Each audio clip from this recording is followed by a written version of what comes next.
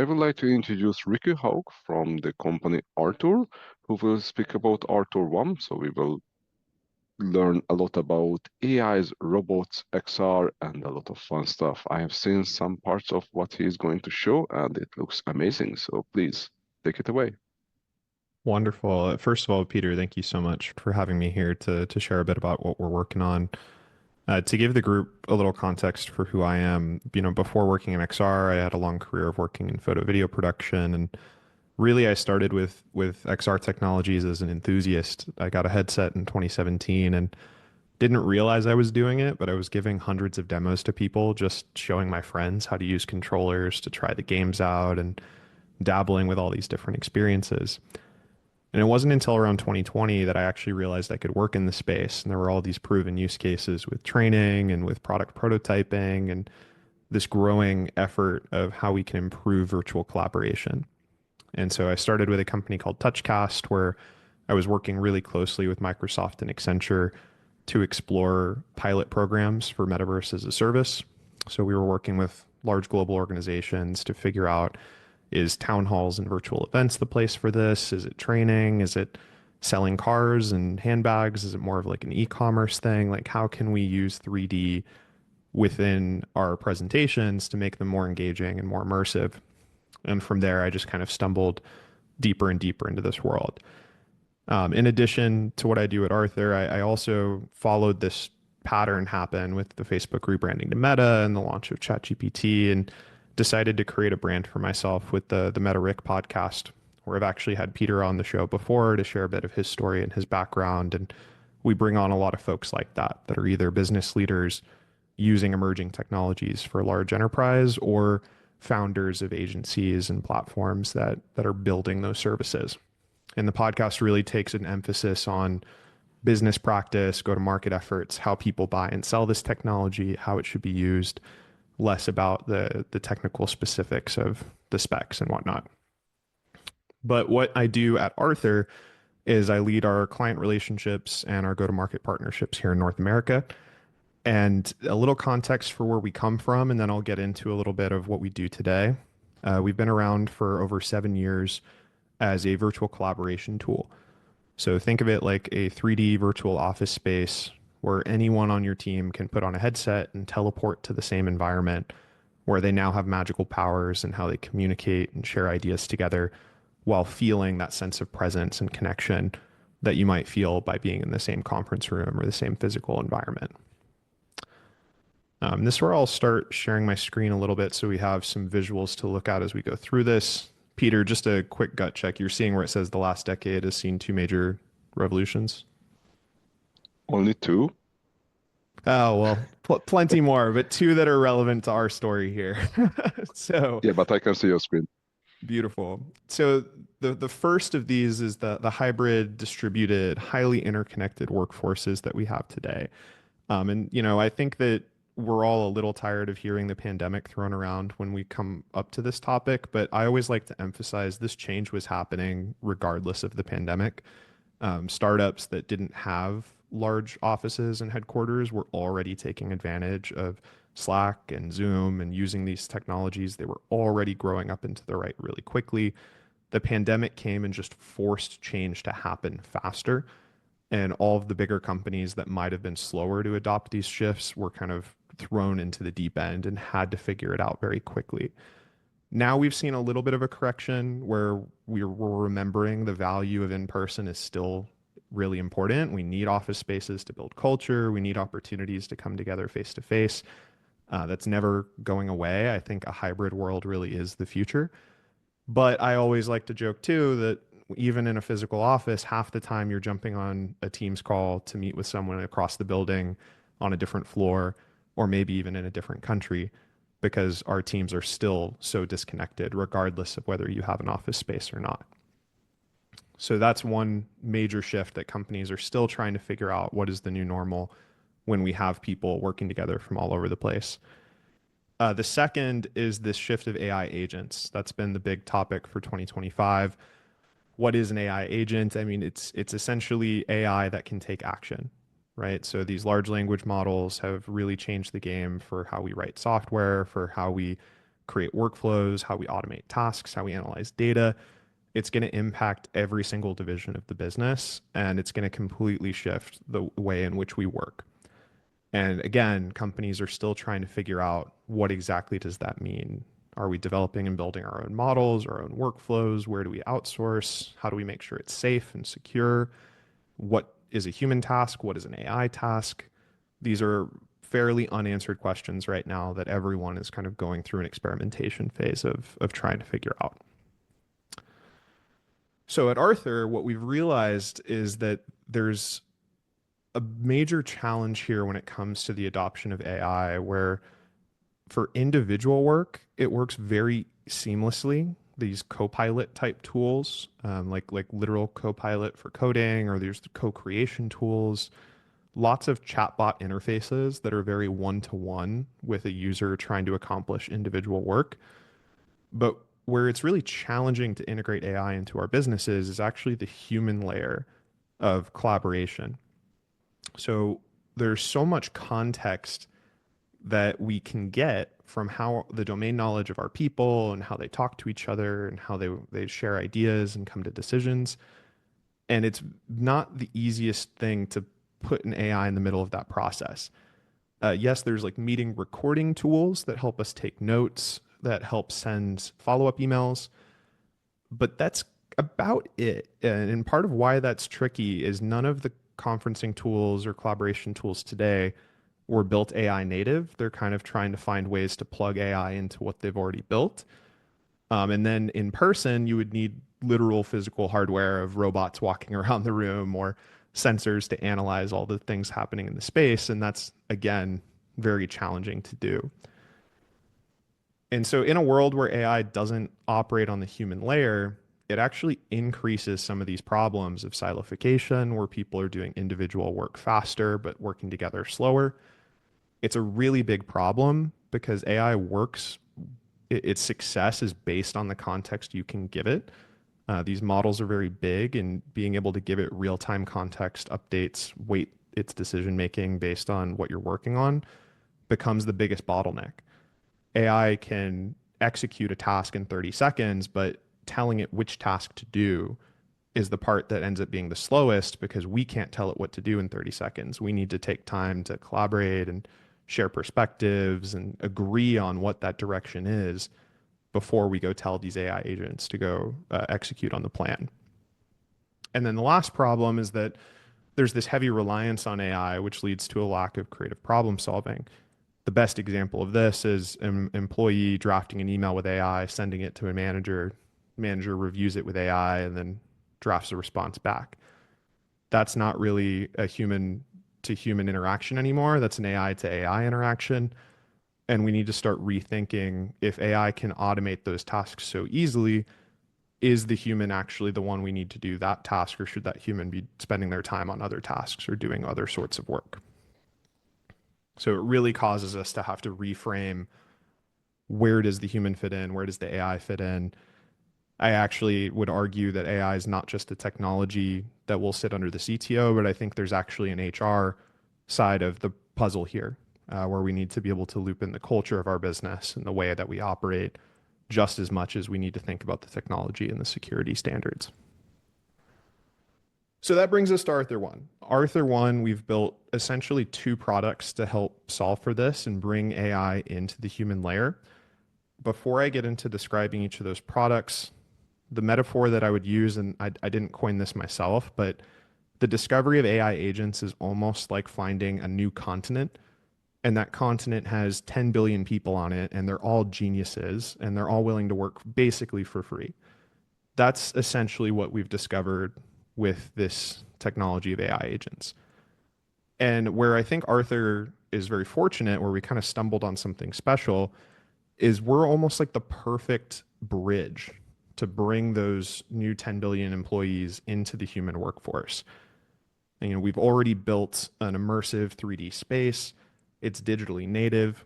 So if we can embody AI as characters in that space, the same way that people are characters in that space, if we can empower that AI with access to our functionality and our features, the same way we empower humans with the functionality and features we've built, all of a sudden you have this shared virtual environment where humans and AI can work very closely together, and the AI can get that human layer context and be more useful to our teams with real-time insights and information, and can be a more equal participant in these conversations and these meetings alongside us, instead of simply as like a one-to-one tool off to the side.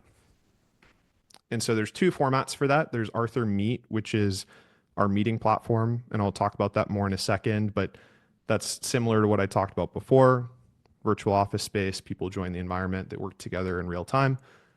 And then there's Arthur Vibe, which is an asynchronous tool where you can send the Arthur coworker out at scale to facilitate interviews and feedback collection and essentially operate as your chief of staff to collect insights and generate reports for you across time zones and on other people's time. Both of those tools, Arthur Meet and Arthur Vibe, fit back into this one concept of how do we use an AI coworker to facilitate collaboration, to facilitate workflows? What can an AI do that a human can't do when it comes to running these workshops? And so this is one example of what that looks like, where we run an alignment discussion. Let's say that this special interest group wanted to share everyone's perspective about a topic and kind of brainstorm ideas around your strategy or the types of speakers you want to have or some sort of topic you want to come to an alignment on. Let's use 10 people for easy math. Each person talks for 5 minutes. Now you're 50 minutes into a meeting and you haven't even gotten into next steps or driving action or anything real. And on top of that, most people agree or disagree with whoever spoke before them. Someone like me, who's very extroverted, might take up half that call. And the introverts or people where it's their second language might be slower to speak up or interrupt or try and challenge an idea. So, what this AI does, and I'll actually jump to a quick video as we talk about this.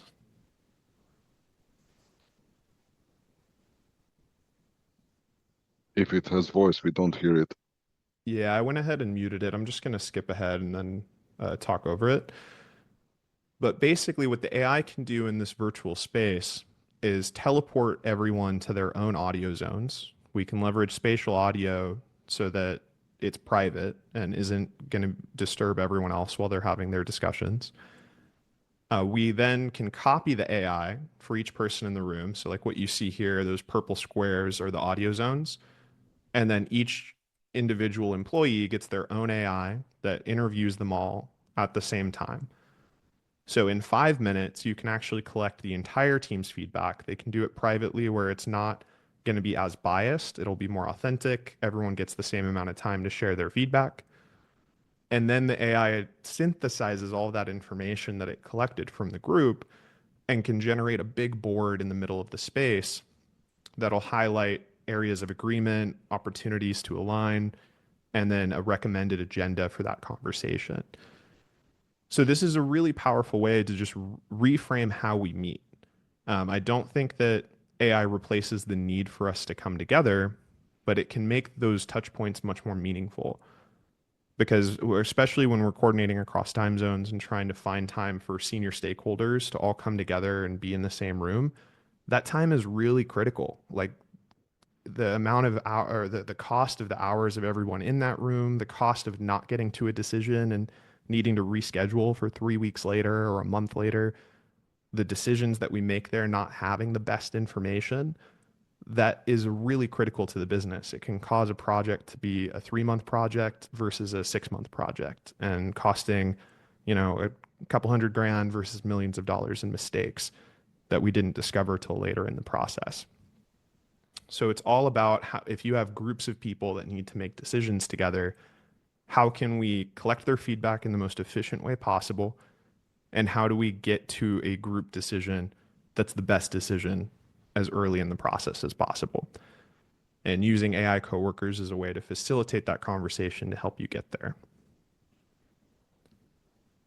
which helps solve for the couple of things we talked about before, where AI assistants are designed to facilitate the communication, overcome that siloification problem, bring people back together.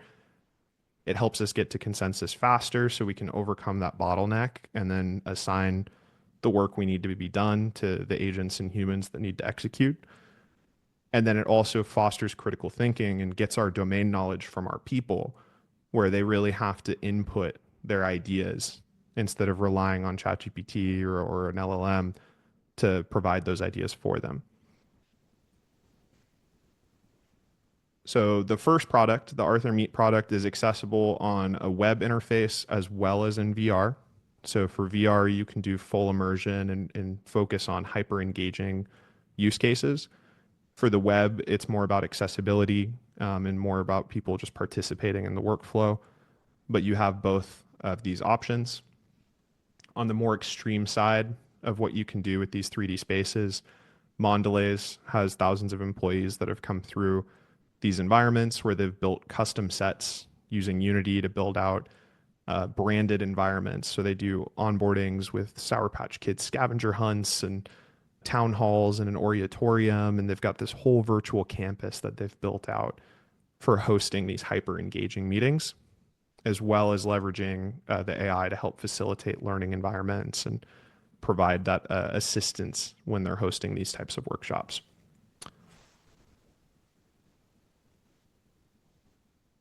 I touched on it a little bit, so I'll kind of skip through this part, but there's a bunch of different use cases for this. Again, it's a very horizontal offering. So I think anytime you have more than 4 people that need to come together to make a decision, that's going to be a use case where this can have a pretty significant impact.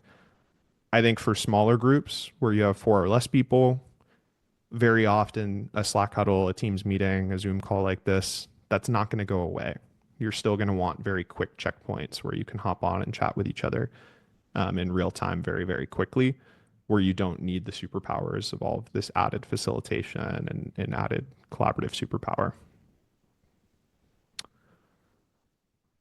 Arthur Vibe is a little different. So Arthur Vibe, it operates under the same concept where we want to leverage AI to facilitate these workflows, feedback collection, help us understand our people better.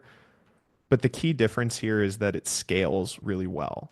So if I have 100 or 1,000 people that I want to participate in an alignment meeting, I'm probably not going to do that in real time. I'm going to plan that ahead and I'm going to send this AI out to do it at scale. A great example would be something like if there's like a challenge, like the Challenger disaster with NASA, right? A huge tragic moment in history. To try and do a retro or a root cause analysis of what happened would be a massive undertaking. You're probably hiring a consulting firm to come in and do maybe 1,000+ interviews across 5 organizations, across 5 continents. And that's going to cost you well over $1 million and take you months to be able to figure out what happened and have a really clear picture of the situation. Versus with Arthur Vibe, you can have the scalability of sending out a survey where you just send this link out to everybody who participated, and the AI can facilitate those interviews, synthesize all of that data, and create this interactive report. Where in this case, what you're seeing in the picture is more just like general pattern recognition on different categories of responses. But using AI, we can also generate things like a fishbone diagram for a root cause analysis to visualize that information and help understand it. So again, it's still that same core concept of how do we come to group decisions faster, but this allows you to get the best insight, the most accurate information to inform those decisions at scale. The other thing I joke about with this is with XR, I feel like we've solved so many cultural barriers of people working together across continents and from different parts of the world. But what we never solved is the time zone issue.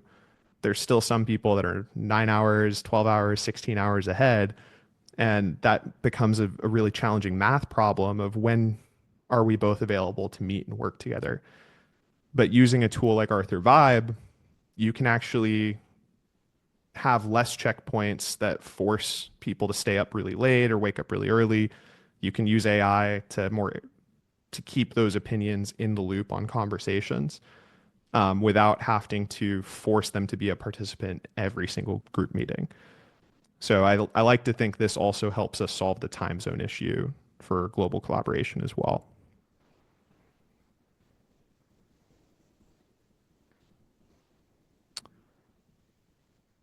There's one bigger concept that I want to talk about here now that you have an understanding of Arthur Meet, Arthur Vibe, how we're leveraging these AI coworkers today. And that's this concept of a core intelligence layer. So once you're running meetings using Arthur One and you're running these asynchronous feedback collections using Arthur One as well, you've now deeply integrated AI into your human layer of your business. That starts to develop this intelligence layer that has context from all of your different meetings and from all of these different feedback reports that can then leverage really, really intelligent connections in the business, discover things that aren't obvious. So you might have three different teams across the world working on really similar projects, and they'd never know that those other teams are duplicating that effort and working on the same thing. So this intelligence layer could help you connect the dots and be able to bring those teams together, get them working more closely. So instead of duplicating efforts, you actually end up with better outcomes from connecting groups that never would have been connected before. Or discovering like maybe one group has a pretty niche question and you actually have an amazing world-class expert in your company that could answer that question for them. The AI being able to know that and in the meeting surface that information and let the group know, hey, this is amazing that you're working on this. We actually want to loop in Bill from New Jersey because he's got a lot of expertise in what you guys are talking about. Should we send him a vibe or do you want to invite him to your next meeting and to help connect those dots? So taking less of that onus of networking within a massive organization and being able to proactively connect dots for the team and for your employees to help you get to better outcomes again much more efficiently.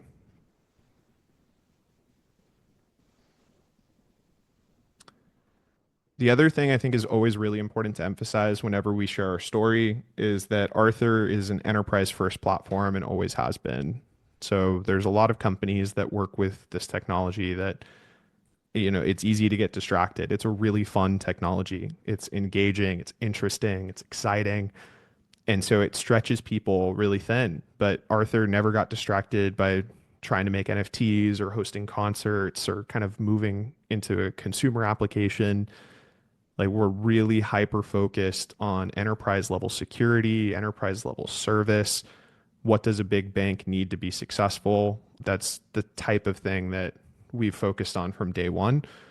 So the way that we build the architecture of the platform, the way that we hire and build our team out always has enterprise in mind, and has from day one and always will, which ties into how we're thinking about AI, where it's completely agnostic across different models. So if we want to leverage OpenAI as our default model for our demos, that's great. It's an easy way for people to see it without having to overthink it.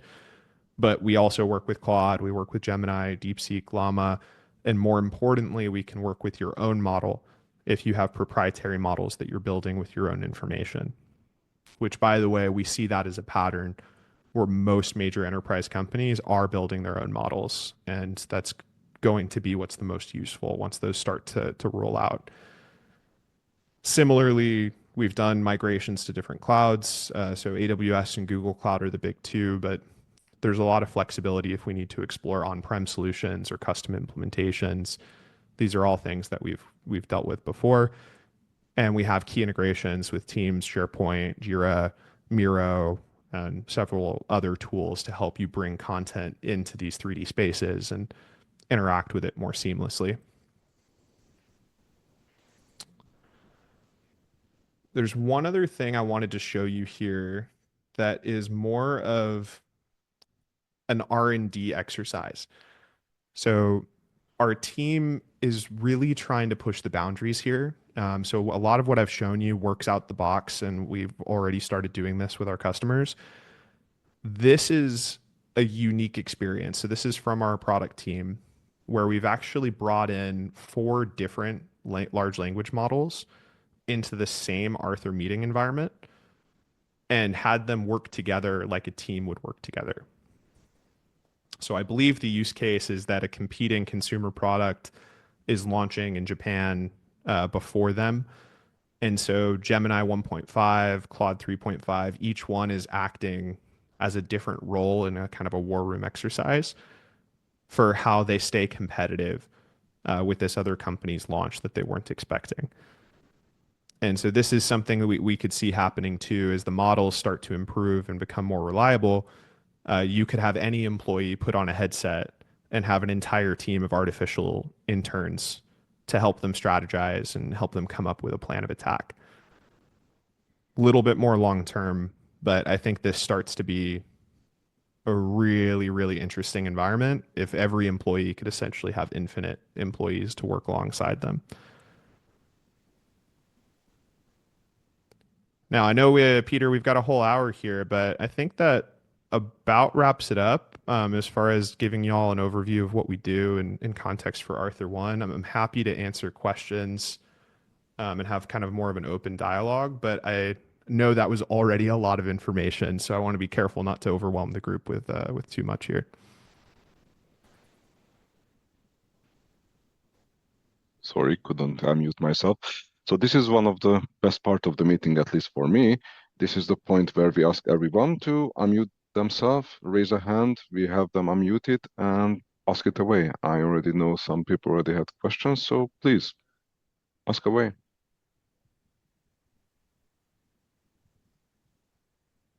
Yeah, Carmen, feel free.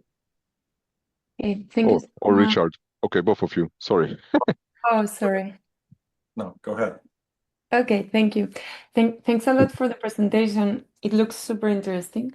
I was wondering, from a user experience perspective, what feedback have you received from the users that have tested so far, in the sense of feeling comfortable in this new XR, and whether there are any differences between different generations, like Gen Z that are about to start working, right, versus the parents of Gen Z, and if you have done any studies in this regard.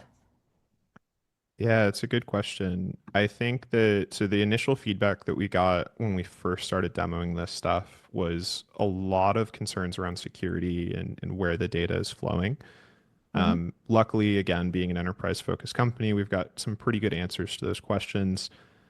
It's really use case dependent. So there's some use cases that we can get up and running very quickly that don't require as much sensitivity of information.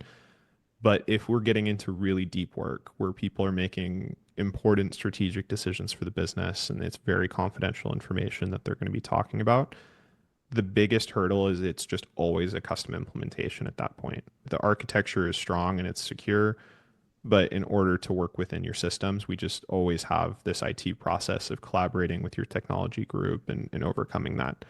So the getting started part is always a bit of a struggle. The nice thing is that with our existing customers, we've gone through those processes and we already work really closely with their technology groups. So we have been able to get approved and get the system working with mostly existing customers. And so there's actually a quote that we just got from Mondelez about this, where I'll read it out for you guys. We've been working with Arthur for several years at Mondelez International, originally to create an immersive R&D campus tailored to various innovation use cases. While that has already been successful for us, the introduction of AI-powered assistants marked a turning point. These agents, with their intuitive conversational interface, have unlocked entirely new ways of working. In workshops, they act as intelligent collaborators to boost productivity, organizing ideas in real time, surfacing insights instantly, and helping to align perspectives. Beyond meetings, they can act as customized trainers, dramatically shortening the learning curve for advanced tools like Arthur's Virtual Office. This kind of natural interactive AI is a meaningful enabler of collaboration and technology adoption, especially in fast-moving industries like consumer goods. That was Matt Tomlinson from Mondelez International. So the folks who've onboarded this have been very happy with it and seen a lot of success. The big one for our VR users is the closing of that skill gap, where someone doesn't need to spend as much time learning controllers and kind of jumping around VR. the AI can really guide them and take them through it. To your question about Gen Z versus older audiences, I think with VR, it's interesting. It's kind of the two extremes. The folks that are on the oldest side of the spectrum and the folks that are on the youngest both seem to very naturally pick it up and be excited about it and interested in it. And then it's the folks in the middle where I feel the most resistance sometimes, where people kind of are already in a workflow and they're very happy with it. And it's a little disruptive. For the non VR, more AI driven workflows, it's almost never been a hesitation about the workflow. Like age doesn't seem to play a big difference. I think the conversational part feels very organic, very natural, kind of regardless of age. But it's a limited sample size. This is about a year into market now, so we don't have a study that compares age or anything like that. Okay, thank you so much. Yeah, my question would be, particularly as Arthur develops the core intelligence layer, the context history, how do you ensure that the work that occurs there stays aligned with enterprise values and motives and goals? Yeah, it's a great question. And I think something we were just talking about internally is the slide I shared with y'all is missing a very important piece of the data. So there's the vibe in the meetings, which is the human layer of context that Arthur helps give to that core intelligence layer. But there's also a third input that's really crucial here, which is your legacy data. So having playbooks and cultural documentation and corporate strategy, you've put a lot of effort into building out plenty of PDFs and data points that help provide more context for that and kind of give like guiding principles, creating some guardrails. And so we would also want to include that sort of information and helping enable the AI to stay aligned with the corporate values, not just take these new meeting inputs that are coming in. Okay. Also, just conceptually, this I don't know if you're familiar with the work from Tom Malone at CSAIL and Mm-mm. Sloan on what he calls superminds. But this is engineering collaboration between AI and humans to get them to work together. So some aspects of what you were talking about sounded as though it might have been inspired by that or related to it in some way. No, but I'm definitely curious to learn more about it. I think after this, I'll do a deep dive into looking into that. You said it was called Supermind? Yes, supermind. Great, thank you. Amazing.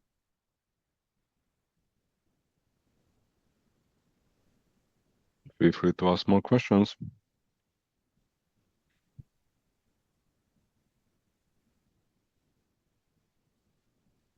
Yeah, go ahead, Govind.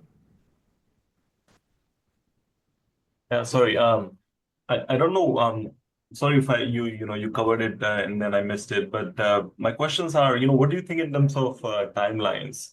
Like when we should be able to have something which is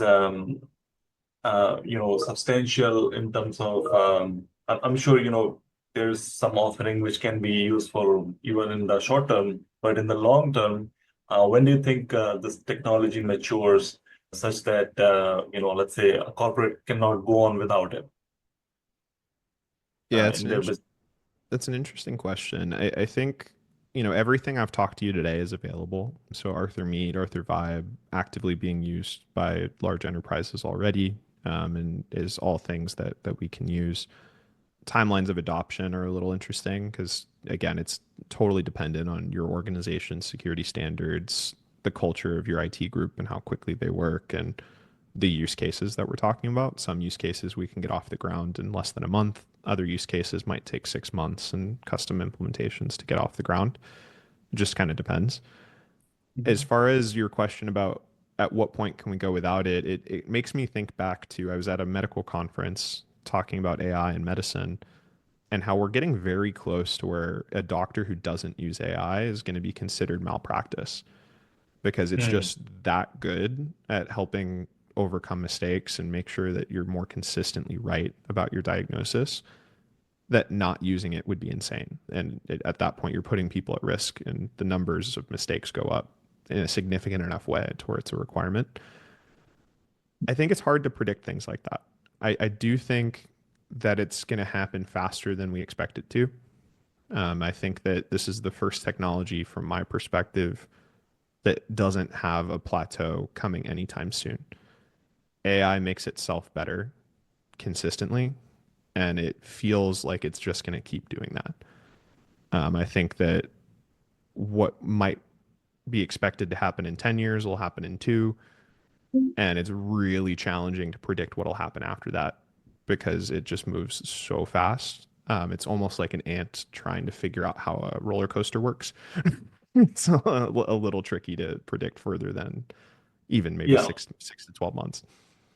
obviously. I mean, AI is on an exponential journey. So yeah, hardly any doubt about that. In terms of, I don't know whether this is a scope for that, but could you put some light on the tech stack that Arthur is currently using for this, or is it all in-house? On the technology side, if you want to do a deeper dive on that, I'd be happy to schedule something separately and loop in our tech team to help answer some of those questions. I'm more on the business side, so I can answer some high level stuff, and when there's kind of specifics about the types of cloud integrations that you use or the types of software stack that we need to work alongside, I'm pretty knowledgeable in those areas. But when it comes to the complete platform, what's in house and what we're piecing together, I think it would be better to bring an engineer into that conversation. Okay, that makes sense. Thanks. Yeah, speaking of that, how do you normally pilot or conduct POCs with organization? Yeah, so there's a part of the process that's pretty standardized. So we usually start with a conversation, kind of like what we had today, where we go through the high level overview of what we're doing. We like to talk more in those conversations about the types of meetings that you're doing today and the types of group decisions that you're a part of. Obviously, today is a more broad kind of presentation of what we do, so a little less back and forth, a little more just kind of an overview. But then what we like to do is a soft pilot where we run a mock test without any sensitive information. So we'll do an actual vibe, we'll do an actual Arthur Meet alignment flow, and we'll do those using high level topics that everyone would have an opinion on. So that might be, how do you think AI will impact the banking industry, for example, and collect input from a bunch of people and generate a report. And it gives everyone a taste for what it's like to do the interviews with the AI, what it's like to go through the workflow, and what do the results look like. Those results are always a little more surface level than we'd like. I think the more specific input you give it, the better the reports are. So we always let people know about that ahead of time.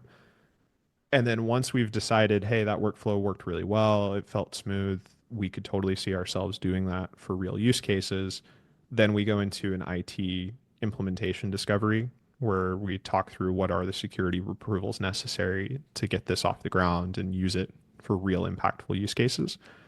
And then we scope that out, go through that process, and then onboard. Generally speaking, we like to start with 1 year. We have before done shorter term pilots based on use cases, but we find 1 year is generally long enough to include the implementation, the onboarding, enough learnings for us to really develop a longer term relationship to move into either a multi-year or renewal. Okay. And do we reach out with you to kick that off? Sure. Yeah, you can reach out to me. I'll throw my email in the chat here, and I'll also put a link to my LinkedIn as well.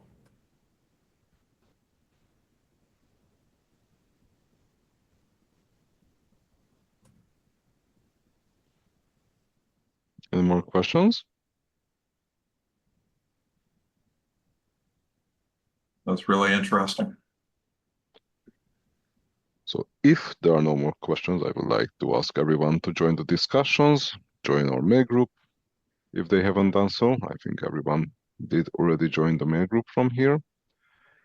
And if there are no more questions, thanks everyone. See you guys in a few weeks when we are going to have actually Carmen presenting about quantum. I love when we can give the group 15 minutes back. We're a meetings company, so if we can be efficient with the time, that's always good. Day before a holiday, anyway. And day before a holiday, yeah. Yeah, So happy July the 4th to everyone. Yes. Take care. Happy Thanks so 4th. much. This was great. Bye. Thanks, guys.